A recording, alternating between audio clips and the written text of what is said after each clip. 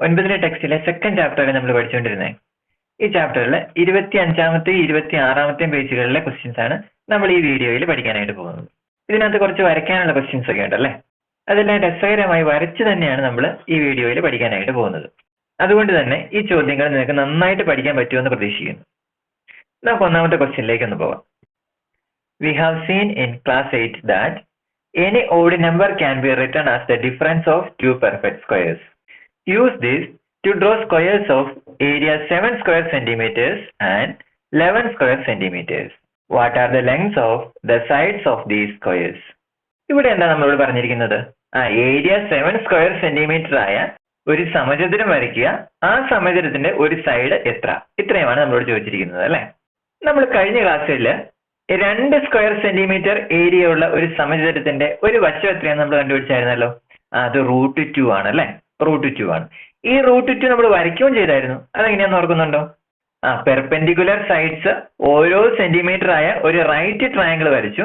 ആ റൈറ്റ് ട്രയാങ്കിളിന്റെ ഹൈപ്പോട്ടിന്യൂസ് എത്രയായിരുന്നു? √2 ആയിരുന്നു അല്ലെ. നമ്മൾ അവിടെ വരച്ച ഒരു സ്ക്വയർ ആണ്. സ്ക്വയറിന്റെ ഡയഗണൽ ആണ് നോക്കിയത് അല്ലെ. അതും ഇതൊന്നു തന്നെയല്ലേ. റൈറ്റ് ട്രയാങ്കിളിന്റെ ഓരോ സൈഡുകളും ഓരോ സെന്റിമീറ്റർ വെച്ചാണ് അതിന്റെ ഹൈപ്പോട്ടിന്യൂസ് √2 സെന്റിമീറ്റർ ആയിരിക്കും. അതുപോലെ തന്നെ നമ്മൾ 3 സ്ക്വയർ സെന്റിമീറ്റർ പരപ്പളവുള്ള സമചതുരത്തിന്റെ ഒരു വശം എത്രയായിരുന്നു പറഞ്ഞേ? √3 ആന്ന് പറഞ്ഞല്ലേ. ഈ √3 നമ്മൾ വരയ്ക്കുകയും ചെയ്തായിരുന്നു. അതെങ്ങനെയായിരുന്നു? അവിടെ നമ്മളൊരു റൈറ്റ് ട്രയാങ്കിൾ ആണ് കൺസിഡർ ചെയ്തത്. റൈറ്റ് ട്രയാങ്കിളിന്റെ ബേസ് എത്രയായിരുന്നു? 1 സെന്റിമീറ്റർ ആയിരുന്നു.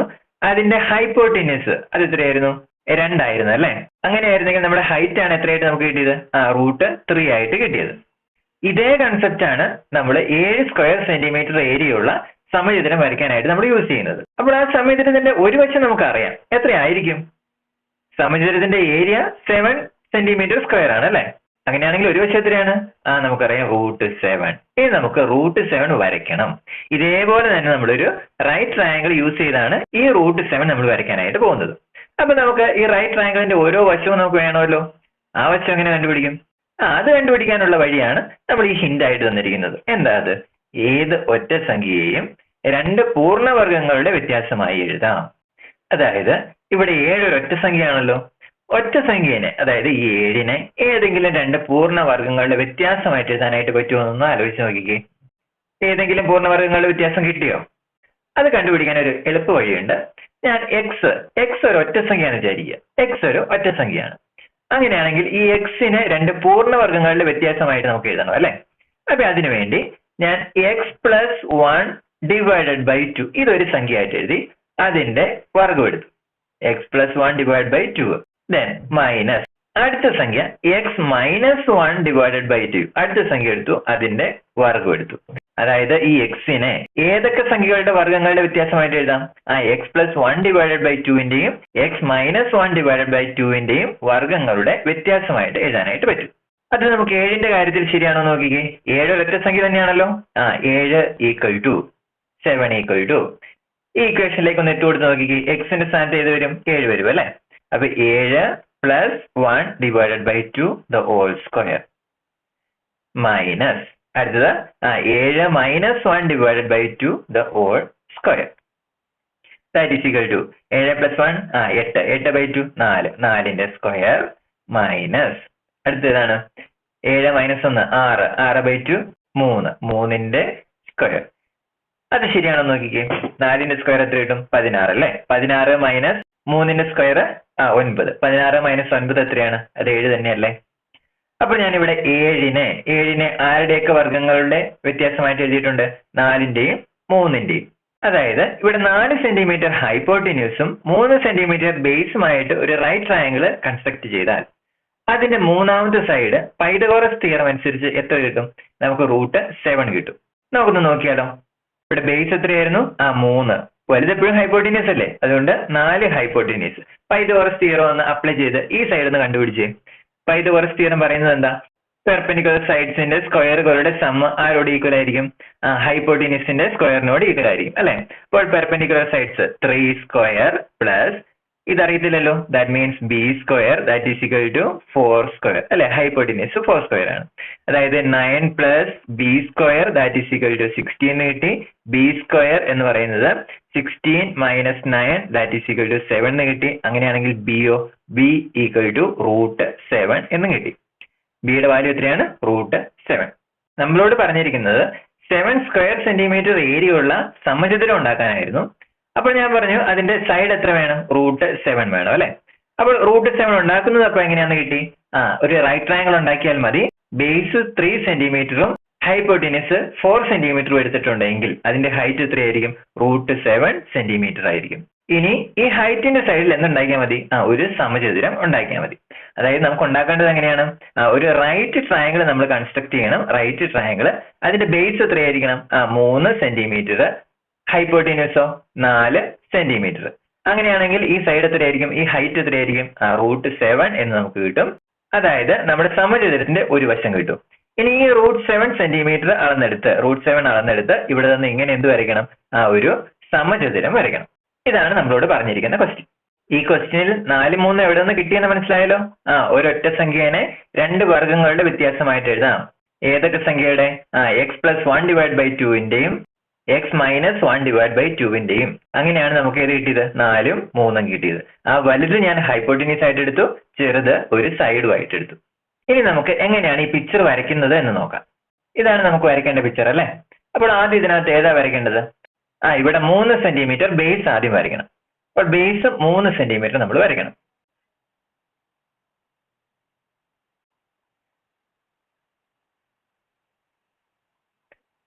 മൂന്ന് സെന്റിമീറ്റർ ബേസ് ഞാൻ വരച്ചു.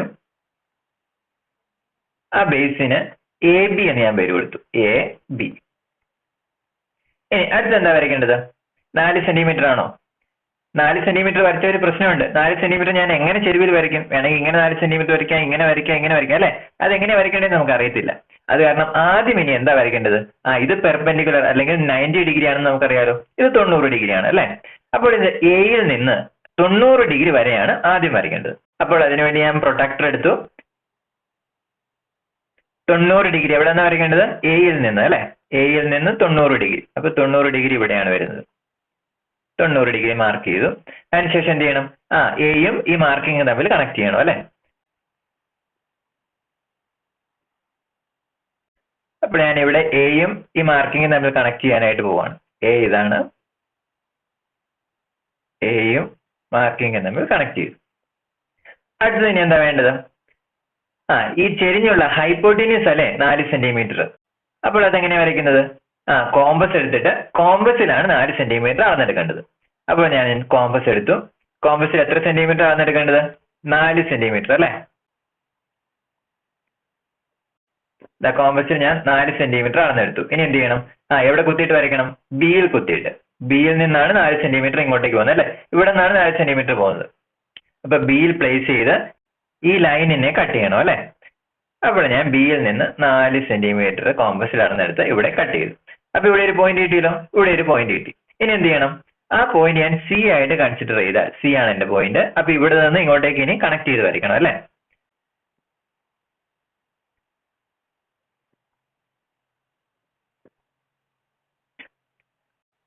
ഓക്കെ, ആ 2 പോയിന്റുകൾ തമ്മിൽ ഞാൻ കണക്ട് ചെയ്ത് വരയ്ക്കാനായിട്ട് പോവാണ്. ഇവിടെ നിന്ന് ബിയിലേക്ക് കണക്ട് ചെയ്ത് വെച്ചു. ഇപ്പോൾ കിട്ടുന്ന എസിയുടെ നീളം എത്രയായിരിക്കും? എസിയുടെ നീളം അതല്ലേ √7 സെന്റിമീറ്റർ. ഓക്കെ, ഞാൻ ഇവിടെ ഓരോന്ന് എഴുതാൻ പോവാണ്. ഇത് എത്ര സെന്റിമീറ്റർ ആയിരുന്നു? 3 സെന്റിമീറ്റർ. ഇതോ 4 സെന്റിമീറ്റർ. ഇത് എത്രയാണ്? √7 സെന്റിമീറ്റർ. അപ്പൊ നമുക്ക് √7 എത്രയാണെന്ന് കിട്ടി. ഇവിടെ നിന്ന് ഇവിടം വരെയുള്ള നീളമാണ് √7. ഇനി എന്ത് ചെയ്യണം? ഈ സൈഡ് ചേർത്ത് ഒരു സ്ക്വയർ ഉണ്ടാക്കണം അല്ലെ. ഈ സൈഡ് അവിടെ തന്നെ നിർത്തണം. സ്ക്വയറിന്റെ ഒരു സൈഡായിട്ട് നിർത്തണം. ബാക്കി 3 സൈഡ് ഇങ്ങോട്ടേക്ക് വരയ്ക്കണം. സ്ക്വയറിന്റെ ഒരു വശത്തിന്റെ നീളം എത്രയാണ്? √7 അല്ലെ. എയിൽ നിന്ന് സിയിലേക്കുള്ള ദൂരമാണ് √7. 3 വശങ്ങളിൽ ഒരു സൈഡ് ഇങ്ങനെ 90 ഡിഗ്രി ഇങ്ങനെ നേരെയല്ലേ. അപ്പോൾ AB എന്ന് പറയുന്ന ഈ ലൈൻ നേരെ നീട്ടി വിടുന്നതല്ലേ ഒരു സൈഡ്. അപ്പോൾ ഞാൻ AB നീട്ടി ഇങ്ങോട്ടേക്ക് വിടാനായിട്ട് പോവാണ്.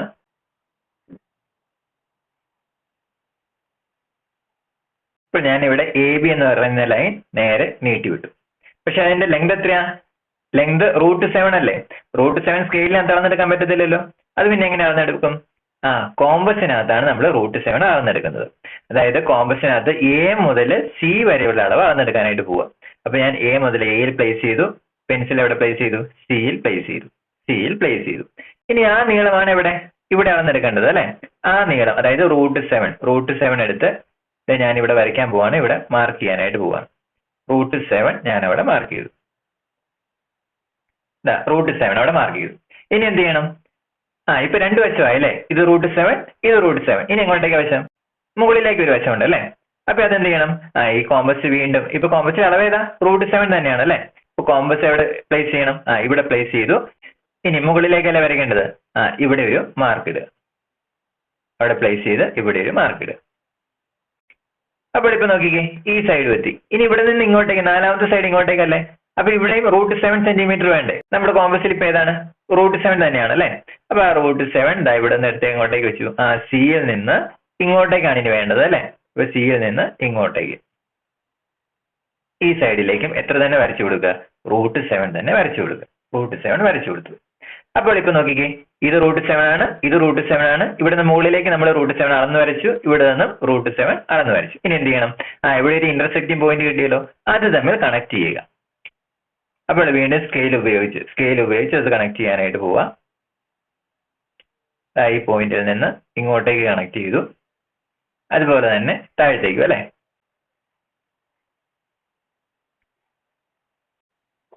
ഇവിടെ നിന്ന് താഴത്തോട്ടും കണക്ട് ചെയ്തു. ഇപ്പോൾ നോക്കിക്കേ, ഒരു സമചതുരമായില്ലേ, ഒരു സ്ക്വയർ ആയില്ലേ? ഈ സ്ക്വയറിന്റെ ഓരോ വശം എത്രയാണ്? √7 വെച്ചല്ലേ?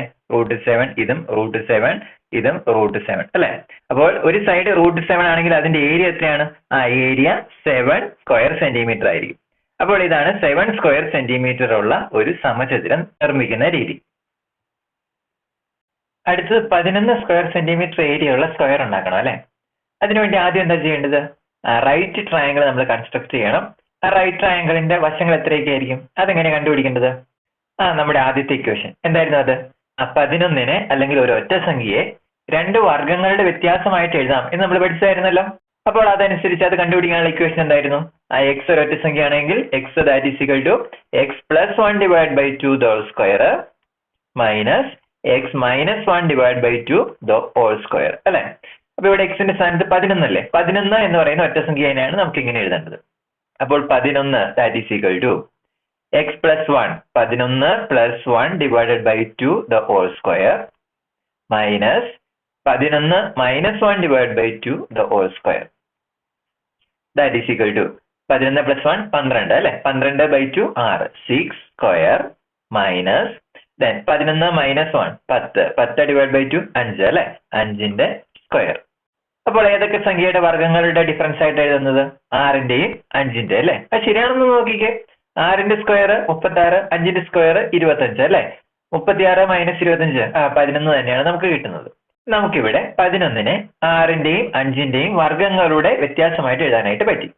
അങ്ങനെയാണെങ്കിൽ ഈ 6ഉം 5ഉം ഈ റൈറ്റ് ട്രയാങ്കിളിന്റെ ഏതൊക്കെ സൈഡുകളാണ്? വലുത് നമുക്ക് ഹൈപ്പോട്ടിന്യൂസ് ആയിട്ടല്ല എഴുതിയത്. വലുത് ഹൈപ്പോട്ടിന്യൂസ് ആയിട്ടാണ് എഴുതിയത്. ചെറുതോ? അത് ബേസ് സൈഡ്. അപ്പോൾ ഇവിടെ 5, ഇവിടെ 6. അങ്ങനെയാണെങ്കിൽ നമുക്ക് കിട്ടുന്നത് ഈ സൈഡ് അല്ലേ? ഈ സൈഡ് എത്രയായിട്ടാണ് കിട്ടുന്നത്?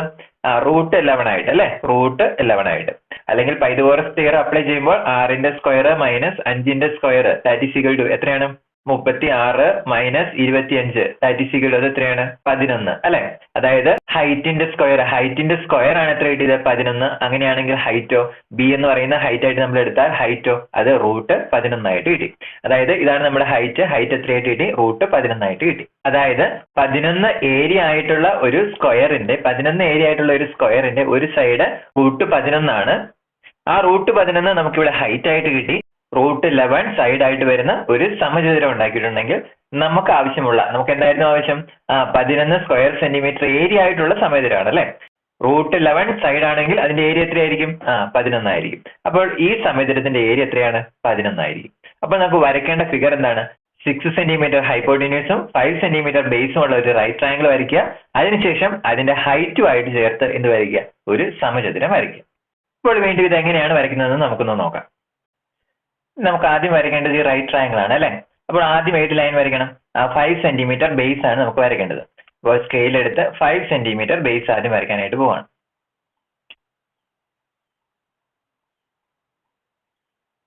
5 സെന്റിമീറ്റർ ഞാൻ ബേസ് വരച്ചു. ആ ബേസിന് ഞാൻ AB എന്ന് പേര് കൊടുത്തു. AB.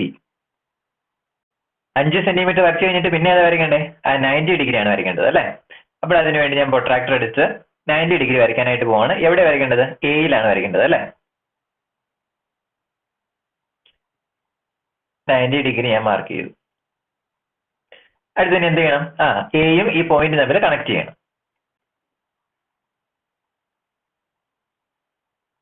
ഇവിടെ എയും ആ പോയിന്റ് തമ്മിൽ കണക്ട് ചെയ്തു. അടുത്തതിന് എന്താ ചെയ്യണ്ടേ? 6 സെന്റിമീറ്റർ കോമ്പസിൽ അളന്നെടുക്കണം അല്ലെ? 6 സെന്റിമീറ്റർ കോമ്പസിൽ അളന്നെടുക്കണം. ഇപ്പൊ ഞാൻ കോമ്പസ് എടുത്തു. 0 തൊട്ട് 6 സെന്റിമീറ്റർ ഞാൻ കോമ്പസിൽ 6 സെന്റിമീറ്റർ അളന്നെടുത്തു. ഇനി ബിയിൽ പ്ലേസ് ചെയ്തല്ല ഇങ്ങോട്ടേക്ക് വരയ്ക്കേണ്ട 6 സെന്റിമീറ്റർ. ഓക്കെ, ഞാൻ ബിയിൽ പ്ലേസ് ചെയ്തു. ബിയിൽ പ്ലേസ് ചെയ്ത് ഈ ലൈനെ കട്ട് ചെയ്യണം അല്ലെ?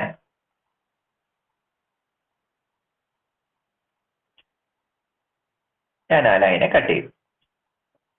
ഇനി അടുത്ത സ്റ്റെപ്പ് തന്നെ ഈ ഇന്റർസെക്റ്റിംഗ് പോയിന്റിനെ ഞാൻ സി ആയിട്ട് എടുത്തു. സി, ഈ സിയും ബിയും തമ്മിൽ കണക്ട് ചെയ്ത് ഒരു ലൈൻ വരയ്ക്കണം.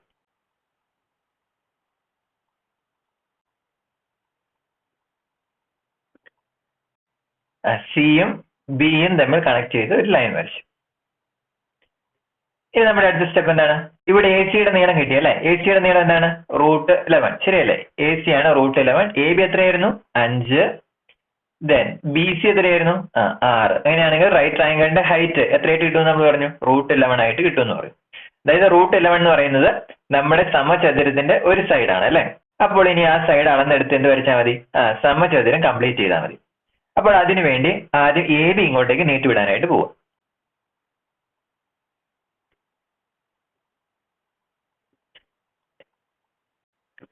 ഇതിനകത്ത് ഇവിടെ എ ബി ഞാൻ നീട്ടിവിട്ടു. ആ നീട്ടിവിട്ട ലൈനിന്റെ ലെങ്ത് എത്രയായിരിക്കണം? √11 അല്ലേ? √11 എങ്ങനെ വരയ്ക്കും? കോമ്പസിൽ അളന്നെടുത്ത് തന്നെ വരയ്ക്കണം, അല്ലാണ്ട് √11ന്റെ വാല്യൂ നമുക്ക് അറിയത്തില്ല. അപ്പോൾ ഞാൻ വീണ്ടും കോമ്പസ് എടുത്തു. എ സി അളന്നെടുക്കുക. എ സി അളന്നെടുത്ത ഈ ലൈനിനെ കട്ട് ചെയ്യുക. എ സിയുടെ നീളം അതായത് √11 എടുത്ത് ഈ ലൈനിനെ കട്ട് ചെയ്തു. ഇനി അടുത്ത സ്റ്റെപ്പ് എന്നാ? ഇവിടെ നിന്ന് മുകളിലേക്കും എത്ര തന്നെ വരയ്ക്കണം? √11 തന്നെ വരയ്ക്കണം അല്ലെ? അപ്പോൾ √11 നമ്മൾ ഓൾറെഡി അളന്നെടുത്ത് തന്നെ വെച്ചിട്ടുണ്ട്. അത് കാരണം അത് ഈ പോയിന്റിൽ ടച്ച് ചെയ്ത് എങ്ങോട്ടേക്ക് വരയ്ക്കണം? മുകളിലേക്കാണ് വരയ്ക്കേണ്ടത്. മുകളിലേക്ക് ഞാനൊരു മാർക്ക് ഇട്ടു. ഇനി അടുത്ത എന്താണ്? സിയിൽ നിന്ന് ഇങ്ങോട്ടേക്ക് മാർക്ക് ചെയ്യണം. എത്ര? √11. നമ്മുടെ കോമ്പസിൽ എത്ര കിടക്കുന്നത്? √11 തന്നെയാണ് അല്ലെ? വീണ്ടും സിയിൽ ടച്ച് ചെയ്തു. ഈ സൈഡിലേക്ക് വീണ്ടും √11 വരച്ചു. അപ്പോൾ നമുക്ക് സമചതുരം വരയ്ക്കാനുള്ള എല്ലാ പോയിന്റുകളുമായി ഇനി എന്ത് ചെയ്താൽ മതി? ഈ പോയിന്റുകളെല്ലാം കണക്ട് ചെയ്ത് വരച്ചാൽ മതി. ഞാൻ മുകളിലത്തെ പോയിന്റുകൾ തമ്മിൽ കണക്ട് ചെയ്ത് വരയ്ക്കാനായിട്ട് പോവാം.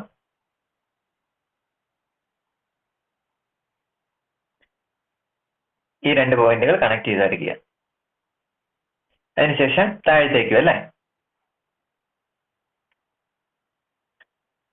ഈ 2 പോയിന്റുകളും തമ്മിൽ കണക്ട് ചെയ്ത് വരയ്ക്കും. ഇപ്പോൾ നമുക്ക് ആവശ്യമുള്ള സമചതുരം കിട്ടിയില്ലേ? സമചതുരത്തിന്റെ ഓരോ വശം എത്രയൊക്കെയാണ്? √11 സെന്റിമീറ്റർ വെച്ചാണ് ഓരോ വശവും √11 സെന്റിമീറ്റർ. ഇതിന്റെ ഏരിയ എത്രയാണ്? 11 സെന്റിമീറ്റർ സ്ക്വയർ ആണ് ഇതിന്റെ ഏരിയ. അടുത്ത രണ്ടാമത്തെ ക്വസ്റ്റ്യൻ എന്നാ? What is the area of the square in the picture? What is the length of its sides? ഇവിടെ നമുക്ക് പിക്ചറിൽ ഒരു സ്ക്വയർ തന്നിട്ടുണ്ട് അല്ലേ? ഈ സ്ക്വയറിന്റെ ഏരിയ ആണ് ചോദിച്ചിരിക്കുന്നത്. ഇത് പൈത്തഗോറസ് തിയറവുമായിട്ട് ബന്ധപ്പെട്ട ക്വസ്റ്റ്യൻ ആണ് അല്ലെ? എന്താ പൈത്തഗോറസ് തിയറം പറയുന്നത്? ഒരു റൈറ്റ് ആംഗിൾ ട്രയാംഗിളിന്റെ പെർപെൻഡിക്കുലർ സൈഡ്സ് എ ബി എന്നിങ്ങനെയും ഹൈപ്പോട്ടീനിയസ് സി ആണ് എങ്കിൽ എന്താ പൈത്തഗോറസ് തിയറം? പെർപെൻഡിക്കുലർ സൈഡ്സിൽ വരയ്ക്കുന്ന സ്ക്വയറുകളുടെ ഏരിയകളുടെ സമ്മ് ഹൈപ്പോട്ടീനിയസിൽ വരയ്ക്കുന്ന സ്ക്വയറിന്റെ ഏരിയ ആയിരിക്കും. അതിലെ പൈത്തഗോറസ് തിയറം. അതായത് പെർപെൻഡിക്കുലർ സൈഡ്സ് ഞാൻ ഏതൊക്കെയായിട്ട് എടുത്തിരിക്കുന്നത്? എയും ബിയും അല്ലെ? അങ്ങനെയാണെങ്കിൽ ഈ സ്ക്വയറിന്റെ ഏരിയ എത്രയായിരിക്കും? എ സ്ക്വയർ അല്ലെ? ഈ സ്ക്വയറിന്റെയോ? B square. ഹൈപ്പോട്ടീനിയസിൽ വരച്ചിരിക്കുന്ന ഈ സ്ക്വയറിന്റെയോ? C square. പൈത്തഗോറസ് തിയറം വെച്ചിട്ട് റിലേഷൻ എങ്ങനെ എഴുതാം? പെർപെൻഡിക്കുലർ സൈഡ്സിൽ വരയ്ക്കുന്ന സ്ക്വയറുകളുടെ ഏരിയകളുടെ സമ്മ്. ഏരിയ ഏതൊക്കെയാണ്? എ സ്ക്വയറും ബി സ്ക്വയറും അല്ലെ? അപ്പോൾ A square plus B square that is equal to, അത് ഇതിനോട് ഈക്വൽ ആണ് ഹൈപ്പോട്ടീനിയസിൽ വരയ്ക്കുന്ന സ്ക്വയറിന്റെ area that is equal to C square. ഈ പൈത്തഗോറസ് തിയറത്തിൽ നമുക്ക് എന്താ കണ്ടുപിടിക്കേണ്ടത്? ബി സ്ക്വയർ അല്ലെ? ഈ സ്ക്വയറിന്റെ ഏരിയ അല്ലേ കണ്ടുപിടിക്കണ്ടേ എന്ന് വെച്ചിട്ടുണ്ടെങ്കിൽ ബി സ്ക്വയർ ആണ് നമുക്ക് കണ്ടുപിടിക്കേണ്ടത്. അപ്പോൾ ബാക്കിയുള്ള വാല്യൂസ് എല്ലാം ഒന്ന് സബ്സ്റ്റിറ്റ്യൂട്ട് ചെയ്ത് നോക്കിയാലോ. നമ്മുടെ ബേസിൽ വരച്ചിരിക്കുന്ന ഈ സ്ക്വയറിന്റെ ഒരു സൈഡ് എത്രയാണ് 1.5 സെന്റിമീറ്റർ അല്ലെ.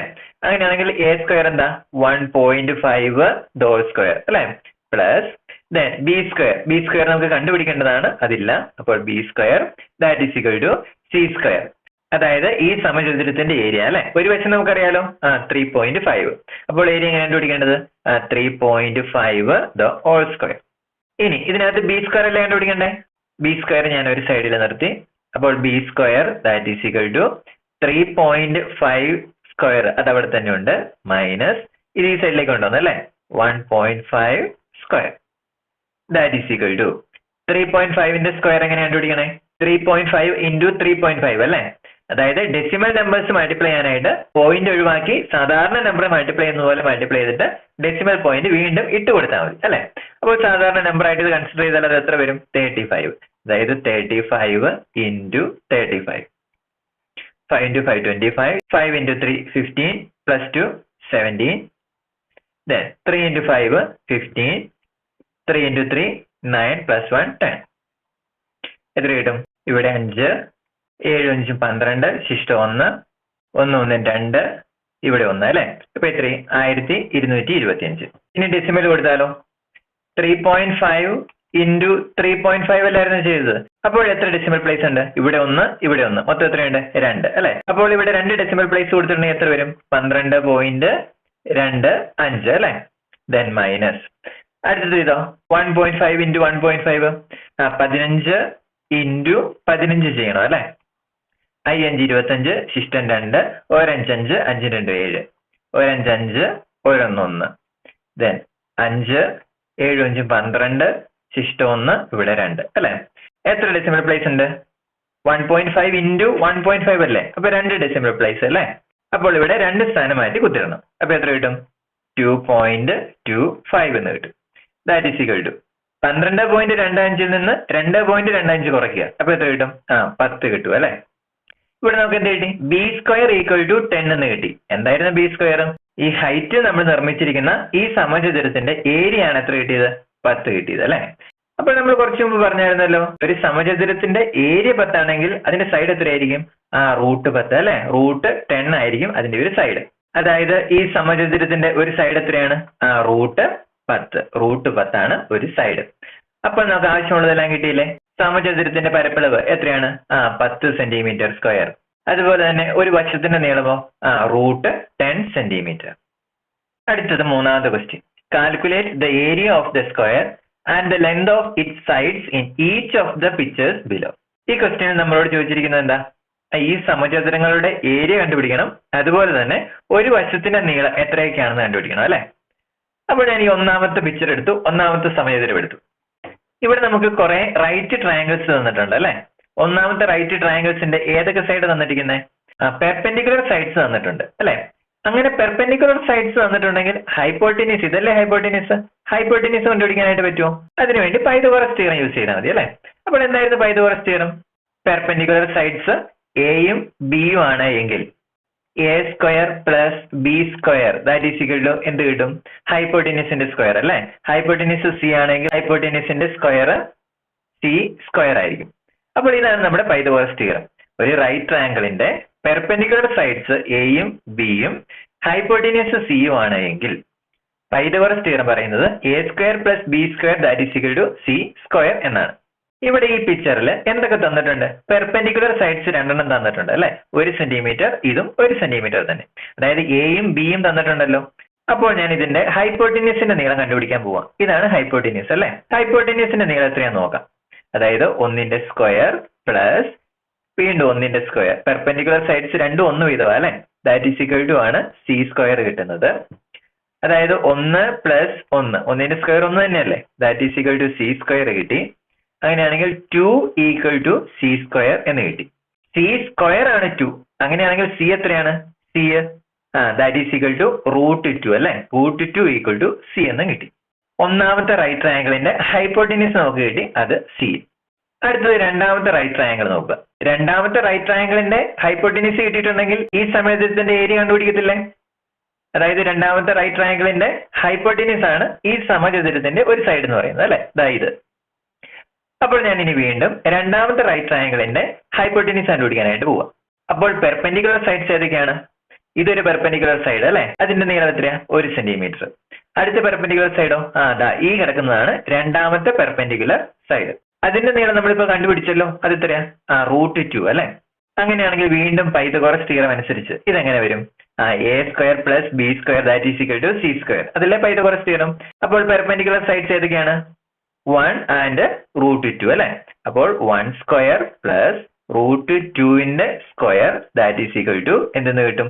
ഈ ട്രയാങ്കിളിന്റെ ഹൈപ്പോട്ടിനിസ് അല്ലെ, അതിന് ഞാൻ d എന്ന് വിളിച്ചെന്ന് വിചാരിക്കുക, d. അപ്പോൾ d² നമുക്ക് കിട്ടും. 1ന്റെ സ്ക്വയർ 1 തന്നെ പ്ലസ് √2ന്റെ സ്ക്വയറും റൂട്ടും രണ്ടും ഓപ്പോസിറ്റ് അല്ലേ, സ്ക്വയർ എന്ന് പറഞ്ഞാൽ മുകളിലേക്ക് പോകുന്നു, റൂട്ട് എന്ന് പറഞ്ഞാൽ താഴത്തേക്ക് പോകുന്നു അല്ലെ. അപ്പോൾ അത് രണ്ടും കൂടെ ക്യാൻസൽ ആയി പോകും. അങ്ങനെയാണെങ്കിൽ √2ന്റെ സ്ക്വയർ എത്രയാണ്? സ്ക്വയറും റൂട്ടും ക്യാൻസൽ ആയി പോയി എത്ര കിട്ടും? 2 കിട്ടും. = d². അതായത് 3 = d² എന്ന് നമുക്ക് കിട്ടും. അങ്ങനെയാണെങ്കിൽ ഡിയോ? d² ആണ് 3. അങ്ങനെയാണെങ്കിൽ ഡിയോ? √3 എന്ന് കിട്ടും. അപ്പോൾ നമുക്ക് ഇവിടെ ഡിയുടെ വാല്യൂ എത്രയായിട്ട് കിട്ടി? √3 ആയിട്ട് കിട്ടി. ഡി എന്ന് പറഞ്ഞാൽ എന്താ? ഈ സമചതുരത്തിന്റെ ഒരു വശമാണ് അല്ലെ. അപ്പോൾ ഈ സമചതുരത്തിന്റെ ഒരു വശം √3 ആണ് എങ്കിൽ ആ സമചതുരത്തിന്റെ ഏരിയ കണ്ടുപിടിക്കാനുള്ള ഇക്വേഷൻ എന്നാ? ഒരു വശം ഡി ആണ്, അതായത് d² ആണ് ഏരിയ കണ്ടുപിടിക്കാനുള്ള ഇക്വേഷൻ അല്ലെ. d² ഏരിയ കണ്ടുപിടിക്കാനുള്ള ഇക്വേഷൻ. ഇവിടെ ഡി എത്രയായിട്ട് കിട്ടിയത്? √3 ആയിട്ട് അല്ലെ. അപ്പോൾ √3യുടെ സ്ക്വയർ ആണ് നമ്മുടെ ഏരിയ. അപ്പോൾ വീണ്ടും ഇവിടെ പറഞ്ഞതുപോലെ തന്നെ √3യുടെ സ്ക്വയർ, റൂട്ടും സ്ക്വയറും രണ്ടും ഓപ്പോസിറ്റാ. അപ്പൊ അത് രണ്ടും കൂടി ക്യാൻസൽ ആയി പോയി അല്ലെ. 3 = a. എന്തായിരുന്നു? ഈ സമചതുരത്തിന്റെ ഏരിയ. അപ്പോൾ ഈ സമചതുരത്തിന്റെ ഏരിയ എത്ര കിട്ടി? 3 ആയിട്ട് കിട്ടി. ഒരു വശം എത്രയായിട്ട് കിട്ടിയായിരുന്നു? √3 ആയിട്ട് കിട്ടി.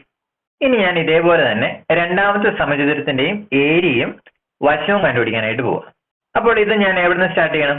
ഈ ട്രയാങ്കിളിൽ നിന്ന്, ഈ ഒന്നാമത്തെ ട്രയാങ്കിളിൽ നിന്ന് സ്റ്റാർട്ട് ചെയ്യാനായിട്ട് പോവാം. ഒന്നാമത്തെ ട്രയാങ്കിൾ നോക്കിക്കേ, അതും റൈറ്റ് ആംഗിൾ ട്രയാങ്കിൾ ആണ്. ഇതെല്ലാം റൈറ്റ് ആംഗിൾ ട്രയാങ്കിൾ ആട്ടോ. അപ്പൊ ഒന്നാമത്തെ റൈറ്റ് ആംഗിൾ ട്രയാങ്കിൾ ആണ്. ഏതൊക്കെ വശങ്ങൾ തന്നിട്ടുണ്ട്? പെർപെൻഡിക്കുലർ സൈഡ്സ് തന്നിട്ടുണ്ട് അല്ലെ. 1 സെന്റിമീറ്റർ 1 സെന്റിമീറ്റർ. അങ്ങനെയാണെങ്കിൽ ഹൈപ്പോട്ടിനിസ് എത്രയാണ്? അത് നമ്മളിവിടെ ഓൾറെഡി കണ്ടുപിടിച്ച് വെച്ചിട്ടുണ്ട്.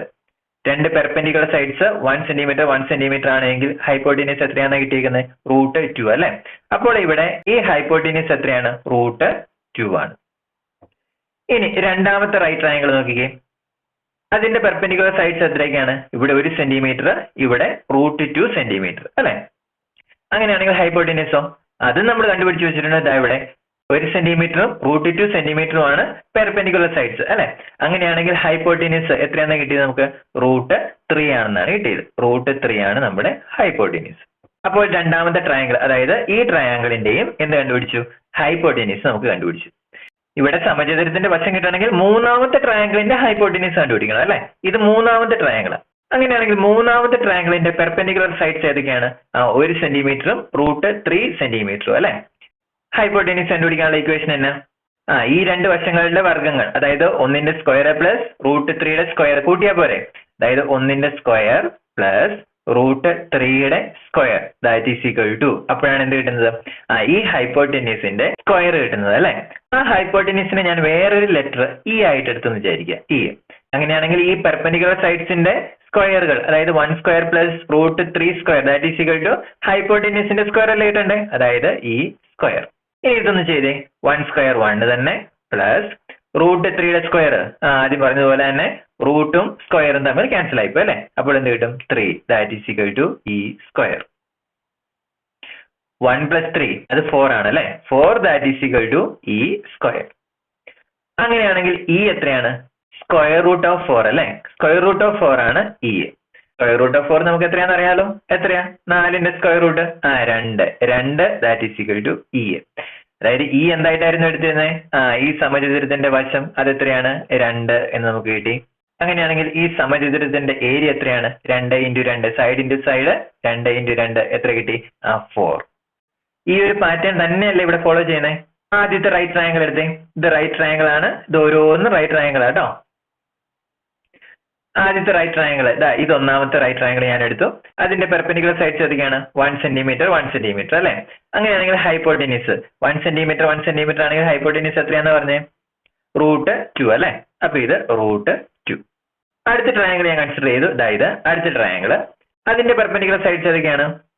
ഇത് 1 സെന്റിമീറ്റർ, ഇതോ √2 അല്ലെ? അപ്പോൾ 1 സെന്റിമീറ്റർ √2 സെന്റിമീറ്റർ പെർപെൻഡിക്കുലർ സൈഡ്സ് ആയ ഒരു ട്രയാങ്കിളിന്റെ ഹൈപ്പോട്ടിനിസ് എത്രയാണ്? ഇവിടെ കണ്ടുപിടിച്ച് വെച്ചിട്ടുണ്ടല്ലോ. എത്രയാണ്? √3. അപ്പോൾ ആ ഹൈപ്പോട്ടിനിസും കിട്ടി.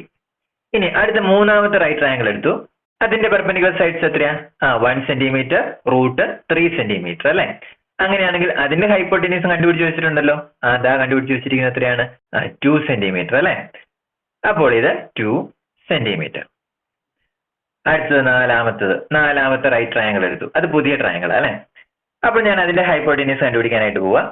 ആ ഹൈപ്പോട്ടിനിസിന് ഞാൻ എഫ് എന്ന് പേര് കൊടുത്തു. എഫ്, ഇതിനകത്തൊന്നും ഇല്ലാത്ത ഒരു പേര് എഫ് എന്ന് കൊടുത്തു. അപ്പോൾ വീണ്ടും പൈതഗോറസ് തിയറം, പെർപെൻഡിക്കുലർ സൈഡ്സിന്റെ സ്ക്വയറുകളുടെ സം അല്ലെ? അതായത് 1 സ്ക്വയർ പ്ലസ് 2 സ്ക്വയർ. ഇത് രണ്ടും അല്ലേ perpendicular sides? That is equal to ഹൈപ്പോട്ടിനിസിന്റെ സ്ക്വയർ, അതായത് എഫിന്റെ സ്ക്വയർ.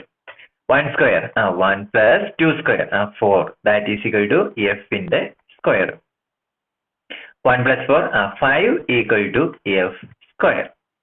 അങ്ങനെയാണെങ്കിൽ നമുക്ക് എഫ് എത്രയാണ്? √5 അല്ലെ? ദാറ്റ് ഈസ് ഈക്വൽ ടു എഫിന്റെ വാല്യൂ എത്രയായിട്ട് കിട്ടി? √5 ആയിട്ട് കിട്ടി. അതായത് ഈ റൈറ്റ് ട്രയാങ്കിളിന്റെ ഹൈപ്പോട്ടിനിസ് √5 അല്ലെങ്കിൽ ഈ സമചതുരത്തിന്റെ ഒരു വശം √5 ആയിട്ട് നമുക്ക് കിട്ടി. അങ്ങനെയാണെങ്കിൽ ഈ സമചതുരത്തിന്റെ ഏരിയോ, ഒരു സൈഡ് √5 ആണ്. അങ്ങനെയാണെങ്കിൽ ഏരിയോ √5 into √5, that is equal to എത്ര കിട്ടി? 5 എന്ന് കിട്ടി. 5. അപ്പോൾ ഇതിന്റെ ഏരിയ 5 സെന്റിമീറ്റർ സ്ക്വയർ. ഇവിടെ നമ്മൾ ഓരോ ക്വസ്റ്റ്യൻ ചെയ്യാനായിട്ട് നമ്മൾ പൈതഗോറസ് തിയറം യൂസ് ചെയ്തിരിക്കുന്നത് കേട്ടോ. Pythagoras theorem. അടുത്ത നാലാമത്തെ question, find 3 fractions greater than √2 and less than √3. അതായത് √2-നും √3-ക്കും ഇടയിലുള്ള 3 ഭിന്നസംഖ്യകൾ കണ്ടുപിടിക്കാനാണ് നമ്മളോട് പറഞ്ഞിരിക്കുന്നത് അല്ലെ? ഇവിടെ ഭിന്നസംഖ്യകൾ കണ്ടുപിടിക്കുന്നതിന് ഞാൻ ആദ്യം ദശാംശ സംഖ്യകളാണ് കണ്ടുപിടിക്കുന്നത്. അതിനുശേഷം ദശാംശ സംഖ്യകളെ എങ്ങോട്ടേക്ക് മാറ്റും? ഭിന്നസംഖ്യകളാക്കി മാറ്റും. √2-ന്റെ ഏകദേശ വാല്യൂ നമുക്കറിയാം അല്ലെ? അതേതാണ്? ഒരു ദശാംശ സ്ഥാനം മാത്രം നിർത്തിയുള്ള വാല്യൂ ഏതാണ്? √2 അപ്രോക്സിമേറ്റ്ലി ഈക്വൽ ടു 1.4. √3-യുടെയോ? √3 ഈക്വൽ ടു 1.7. ഏകദേശ വാല്യൂ, അതായത് അപ്രോക്സിമേറ്റ്ലി ഈക്വൽ ടു. ഇവിടെ നിങ്ങൾക്ക് 1.4-നും 1.7-നും ഇടയിലുള്ള സംഖ്യകൾ കണ്ടുപിടിക്കാൻ പറ്റുമോ? ഏതൊക്കെയാ? 1.5, പിന്നെ 1.6, അടുത്തത് 1.7 ഇവിടെ ഉണ്ടല്ലേ? അപ്പോൾ ഇതിന് രണ്ടിനും ഇടയിലുള്ള സംഖ്യകൾ ഏതൊക്കെയാണ്? 1.5 ഉണ്ട്, 1.6 ഉണ്ട്.